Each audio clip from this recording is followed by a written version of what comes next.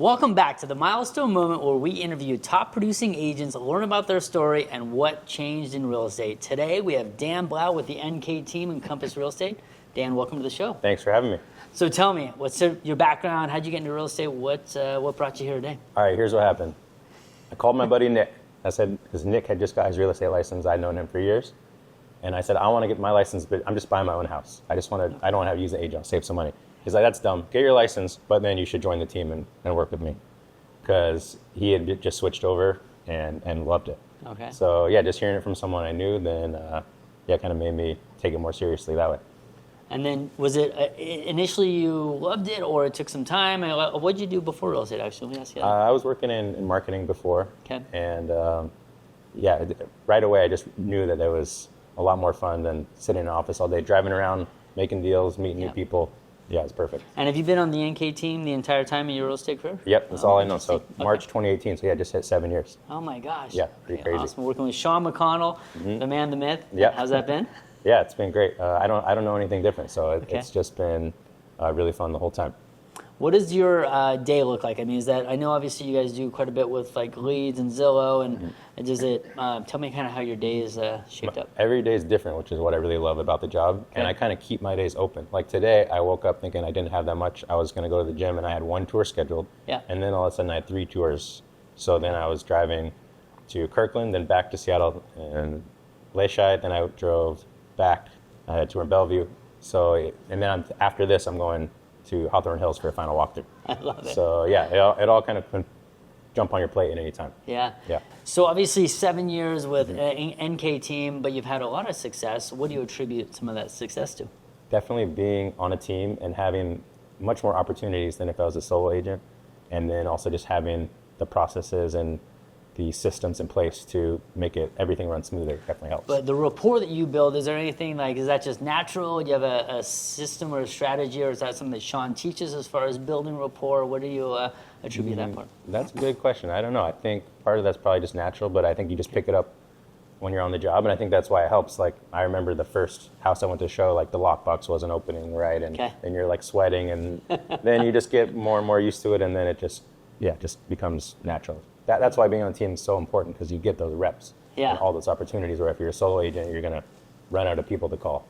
Well, I think that's a huge part of it. Your 7 years, I think, is probably equal to somebody that maybe has done it 20 years, just because the amount of conversations, the amount of meetings you've had, the showings, all that stuff gets condensed into a shorter window, or at least more opportunities and at-bats, which I love. So now this show is the Milestone Moment. Was there a moment where all changed for you, or was it when Nick just said, get your license, or was there something else that where you knew real estate was your thing? And I think, well, one thing that Nick said, he said, we can golf during the weekend, we'll show a house on the weekend. And I said, well, can we wake surf instead? Okay. So that was one thing, to have that work-life balance, but and snowboard in the summer, in the winter, of course. But also, I think the first click when I first closed my deal over $1 million. Okay. And once you hit that above $1 million price point, that clicks all right, it's working out. Because the first few, my first deal ever was a $500K starter home, or a $200K condo. You do a houseboat or vacant land. So when you get a big one, then that kind of helps. That check of the commission, you're like, okay, wait, this starts to pencil out fairly well. Okay, got it. Is there some advice that you'd give to a newer agent? I mean, obviously, I think you kind of hit the nail on the head with getting reps and maybe being part of the team. Is that the advice you'd give somebody, or is there something that you would... For a new agent, definitely to join a team, because if you're starting out solo, you don't know where you'd start. And there's a reason why I'm still here after 7 years. It's because it's so many opportunities that haven't make sense. Right. And but yeah, for a solo agent, just getting as much experience as possible is going to be the best way to do it. And then within your team, is there mentorship and networking? You guys bounce ideas off each other. Is it in the office a good bit, or is it never in the office? How does the No, definitely in the office, but a lot of times it's just calling someone and bouncing ideas off each other. Hey, I ran into this situation. What would you do? Or, oh, I've had that happen before. Okay. So yeah, we have our weekly meetings, and we do a lot of team outings if we go to Mariners game or boat day. So there's a lot of camaraderie, conversations, and just being around they say the 6 closest people in your world. It's all real estate for you, so that's awesome. Okay. Yeah, definitely. All right. Well, now 2025, it's been an interesting year to say the least. Is there anything that you're seeing this year that you're excited about, or any differences or changes in your business, or just in the market in general that you wanted to touch on? I think this year, people are just a little unsure and uneasy this year. So like giving people the confidence to like make that purchase and make that leap to get their first home. And I think that's been like the biggest challenge this year. A lot of like people sitting on the fence waiting about what to do and if it's the right time. And really, it's not like the right time.